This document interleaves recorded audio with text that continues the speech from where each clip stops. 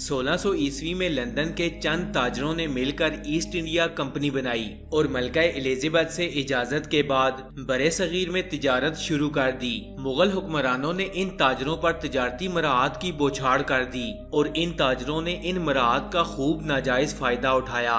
कुछ वक्त गुजरने के बाद इन्हीं ताजरों ने बरे सगीर के मुख्तलिफ हिस्सों पर आहिस्ता आहिस्ता कब्जा करना शुरू कर दिया।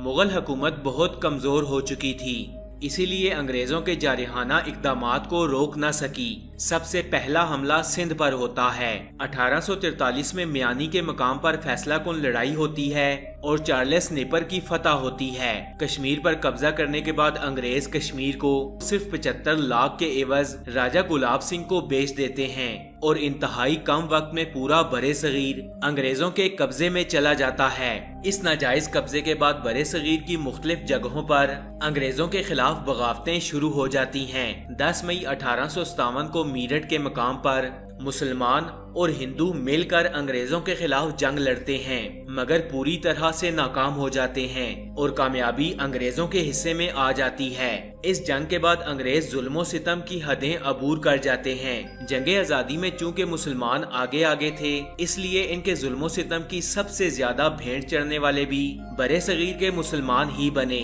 कई शहर तबाह हो गए और चौराहों पर मुसलमानों और हिंदुओं को फांसियां दी गयी। 1857 की जंगे आजादी के बाद मुसलमान मुआशी, तालीमी और समाजी लिहाज से बहुत पीछे रह गए और इनका मुस्तकबिल इंतहाई तारीक नजर आने लगा। इन हालात में सर सैयद अहमद खान आगे बढ़े और मुसलमानों को तालीम की तरफ मशगूल किया। सर सैयद अहमद खान ने बहुत से तालीमी अदारों की बुनियाद रखी, मगर अलीगढ़ कॉलेज इनकी नुमायां कामयाबी थी, जो के बाद में अलीगढ़ यूनिवर्सिटी बनी। 1866 में उर्दू हिंदी तनाज़ा होता है। दफातर में उर्दू की जगह हिंदी को नाफिज करने की कोशिश की जाती है और इसके बाद हिंदुओं और मुसलमानों में फासले बढ़ना शुरू हो जाते हैं। अब मुसलमान और हिंदू आमने सामने आ जाते हैं और इसी को देखते हुए अंग्रेजों ने भी मुसलमानों और हिंदुओं के दरमियान मौजूद मजहबी इख्तलाफात को खूब हवा दी। इस वक्त तक हिंदुस्तान में एक ही बड़ी सियासी जमात थी जिसे कांग्रेस कहा जाता था। सर सैयद अहमद खान ने मुसलमानों को सियासत से दूर रहने का मशवरा दिया और 1998 में सर सैयद रहलत फरमा गए, लेकिन इस वक्त तक मुसलमानों के पास रहनुमाओं की एक बड़ी खेप तैयार हो चुकी थी। सर सैयद ने मुसलमानों को सियासत से अलग रहने का मशवरा तो दिया था, मगर अब हालात ऐसे बन चुके थे कि मुसलमानों की सियासी नुमाइंदगी की जरूरत महसूस की जाने लगी। 1 अक्टूबर 1906 में मुसलमान रहनुमाओं का एक वफद शिमला में वासराय लॉर्ड मिंटू से मिला और जुदागाना इंतखाबात का मुतालबा किया। वासराय ने काफी हौसला अफजा बातें की, जिसके बाद दिसंबर 1906 में मुसलमानों ने अपनी अलग सियासी जमात मुस्लिम लीग कायम की और सर आगा खान इसके पहले सदर बने। वक्त गुजरने के साथ साथ मजहबी फसादात फूटते जा रहे थे।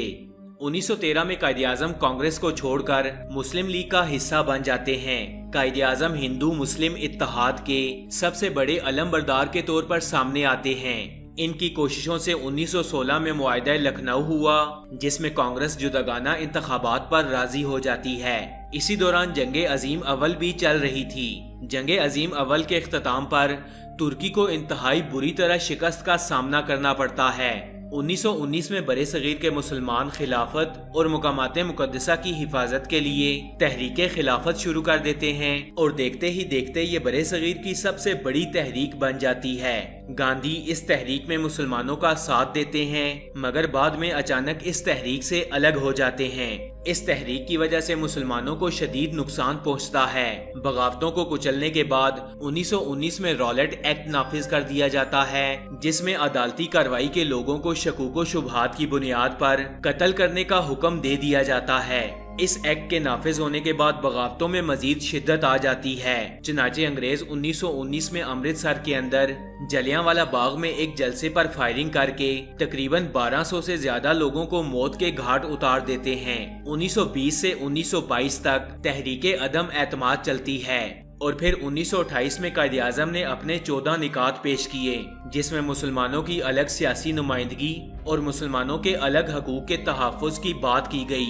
1930 में अल्लामा मोहम्मद इकबाल अपने मशहूर खुतबा अलाहाबाद में मुसलमानों की अलग रियासत को तमाम मसाइल का हल करार देते हुए अलग मुमलिकत का मुतालबा करते हैं। ٹھیک ایک سال بعد گول میز کانفرنس میں علامہ محمد اقبال نے پھر سے الگ ریاست کا مطالبہ سب کے سامنے رکھا، مگر کانگریس برے صغیر کی تقسیم کے کسی فارمولے پر بھی راضی نہیں ہوتی۔ 1933 میں چودھری رحمت علی ایک پمفلٹ جس کا نام ناؤ اور نیور تھا، اس میں نئی ریاست کا نام پاکستان تجویز کرتے ہیں۔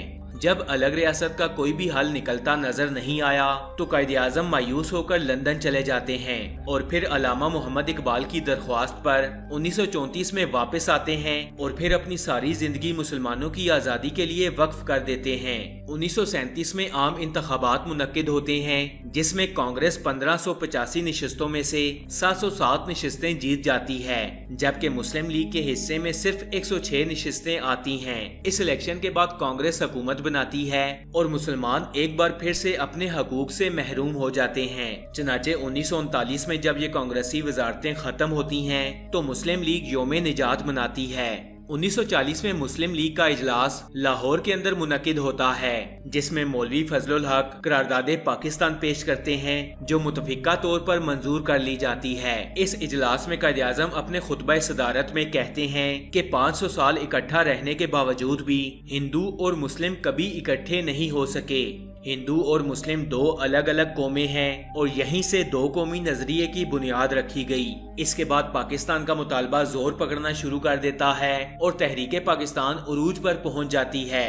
مسلمان الگ وطن کے مطالبے کے لیے مختلف قسم کی تحریکوں کا آغاز کر دیتے ہیں، مگر ہندو اور سکھ تقسیم کی شدید مخالفت کرتے ہیں۔ اسی دوران مذہبی فسادات عروج پر پہنچ جاتے ہیں اور 1200 سال اکٹھے رہنے والے لوگ ایک دوسرے کے گلے کاٹنا شروع کر دیتے ہیں۔ 1942 میں کرپس مشن برے صغیر آتا ہے، مگر گاندھی اور قائد اعظم دونوں اس مشن کی تجویز کو مکمل طور پر مسترد کر دیتے ہیں۔ 1944 میں ایک معقولیت پسند کانگریسی رہنما راج گوپال اچاری مسلمانوں کے الگ وطن کے مطالبے کو تسلیم کر لیتے ہیں۔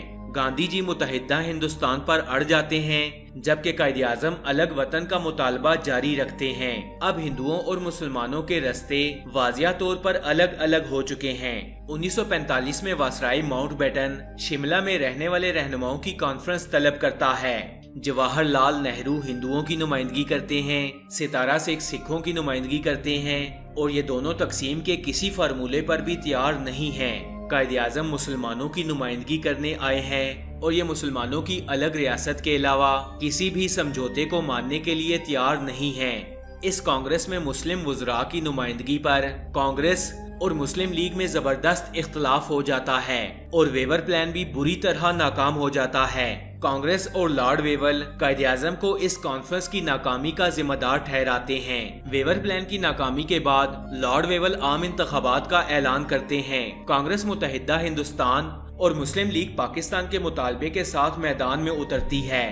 دونوں جماعتیں الیکشن کی مہم میں خوب جان لڑاتی ہیں اور یہ انتخابات جداگانہ طریقے پر منعقد ہوتے ہیں۔ پورے برے صغیر میں مسلمانوں کے لیے اسمبلی کی 30 سیٹیں مخصوص تھیں۔ مسلم لیگ یہ 30 کی 30 سیٹیں جیت جاتی ہے۔ صوبائی اسمبلی کے انتخابات میں بھی مسلم لیگ نے دوسری جماعتوں کو شکست سے دوچار کیا۔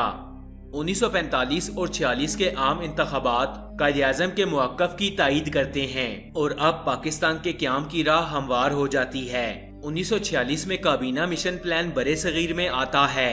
حکومت سازی میں شریک ہونے کے لیے تمام تجاویز کو ماننا بے حد ضروری تھا۔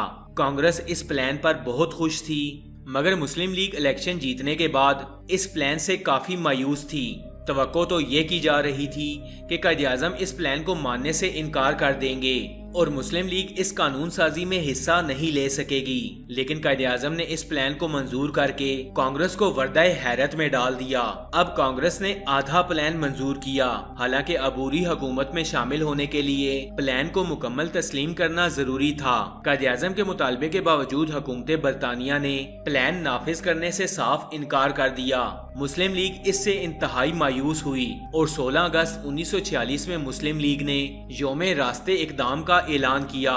ہر جگہ مسلمانوں نے مظاہرے کیے اور مسلمانوں نے ہندوؤں کے دیے ہوئے خطابات واپس کر دیے۔ لارڈ ویول جب برے صغیر کا سیاسی حل نکالنے میں ناکام ہو گیا تو حکومت برطانیہ نے لارڈ ماؤنٹ بیٹن کو برے صغیر میں واسرائے کے طور پر بھیج دیا۔ 20 فروری 1947 کو برطانوی وزیر اعظم نے اعلان کیا کہ 1948 میں برے صغیر سے برطانوی برطانوی راج کو مکمل طور پر ختم کر دیا جائے گا۔ اس اعلان کے ساتھ ہی پورے برے صغیر میں فرقہ واریت اور فسادات کے شعلے بھڑکنے لگے۔ 3 جون 1947 کو لارڈ ماؤنٹ بیٹن تقسیم ہند کا اعلان کر دیتا ہے۔ اس منصوبے کے تحت پنجاب اور بنگال کی تقسیم کی جائے گی اور تقسیم کی ذمہ داری ریڈ کلف کے ذمے لگا دی جاتی ہے۔ ریڈ کلف انتہائی متنازع تقسیم کرتا ہے اور نئے بننے والے ملک میں دشمنی کی بنیاد ڈال دیتا ہے۔ حالانکہ برطانوی حکومت نے 1948 میں برطانوی راج ختم کرنے کا کہا تھا، مگر حکومت برطانیہ نے 14 اگست 1947 کو پاکستان اور 15 اگست 1947 کو بھارت کو آزاد کر دیا۔ آزادی کے اعلان کے ساتھ ہی لوگوں نے اپنے نئے ملک کی طرف ہجرت کرنا شروع کر دی۔ اس ہجرت کے دوران فسادات عروج پر پہنچ گئے اور اس کی وجہ یہ تھی کہ ایک تو فوج ڈس فنکشنل تھی، دوسرا برطانیہ نے اچانک آزادی کا اعلان کر کے دونوں ممالک کو نئی مصیبت میں ڈال دیا تھا، اور یوں ان فسادات میں 10 لاکھ سے زیادہ لوگ ہلاک ہوئے۔ فرینڈز، یہ کہانی تھی برے صغیر پر برطانیہ کے قبضے سے لے کر پاکستان بننے تک کی۔ نیکسٹ ویڈیو میں آپ کو بتاؤں گا کہ 14 اور 15 اگست 1947 کی رات کو آخر ایسا کیا ہوا کہ پاکستان کو بھارت سے پہلے آزاد کرنا پڑا۔ 14 اور 15 اگست کی رات کو کیا فیصلے لیے گئے، ان فیصلوں سے ہندوؤں اور مسلمانوں کو کیا نقصان ہوا اور کیا فائدہ ہوا۔ تو اس ویڈیو کا پارٹ 2 دیکھنے کے لیے سٹوری فیکٹس چینل کو سبسکرائب کر لیں اور ساتھ میں لگے بیل آئیکن کو بھی پریس کریں تاکہ مزید آنے والی ایسی انفارمیٹیو ویڈیوز کا نوٹیفیکیشن آپ کو مل سکے۔ میں ملوں گا آپ سے اگلی ویڈیو میں، تب تک کے لیے اللہ حافظ۔